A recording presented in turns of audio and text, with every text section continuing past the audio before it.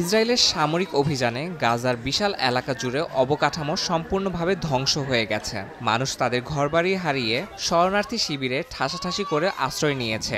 এসব শিবিরে নেই পর্যাপ্ত খাদ্য, পানি বা মৌলিক চাহিদা মেটানোর ব্যবস্থা। এর মধ্যে শীতের আগমনের ঠিক কয়েক সপ্তাহ আগে শুরু হওয়া তীব্র ঠান্ডা আর বৃষ্টি যেন মরার উপর খাড়ার ঘা হিসাবে দেখা দিয়েছে। মানবাধিকার সংস্থাগুলো বলছে, গাজায় ত্রাণ সরবরাহ কার্যক্রম মারাত্মকভাবে ব্যাহত হয়েছে। খাবার, পানি এবং ওষুধের মতো জরুরি পণ্যের অভাবে দেখা দিয়েছে চরম মানবিক সংকট। এর সঙ্গে যুক্ত হয়েছে তীব্র ঠান্ডা। পর্যাপ্ত গরম পোশাক বা নিরাপদ আশ্রয়ের ব্যবস্থা না থাকায় পরিস্থিতি আরও জটিল হয়ে উঠেছে।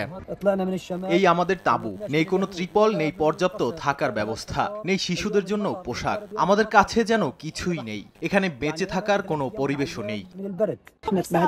উত্তর থেকে পালিয়ে এসেছি, সেখানকার বোমা কিংবা অন্য কোনো হামলায় মরিনি। অবরোধের পর পালিয়ে আসতে পেরেছি, কিন্তু এখন ঠান্ডা আর বৃষ্টি আমাদের ধীরে ধীরে শেষ করে দিচ্ছে। গত 3 দিন ধরে ঠান্ডায় ভুগছি, এবার মনে হয় না আর পার পাবো।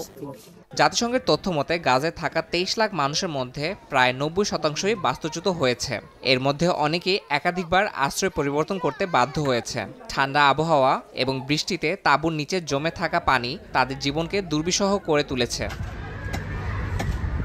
মানবিক সংকটের এই চিত্র গাজার মানুষের দৈনন্দিন জীবনে নতুন নতুন চ্যালেঞ্জ যোগ করছে। সাহায্যের আশায় প্রহর গুনছেন তারা। তবে বৈশ্বিক সহায়তা এবং সমন্বিত উদ্যোগ ছাড়া এই সংকট কাটিয়ে ওঠা অসম্ভব বলে মনে করছেন বিশেষজ্ঞরা। ইয়াসিন মোহাম্মদ জিসান, সময় সংবাদ।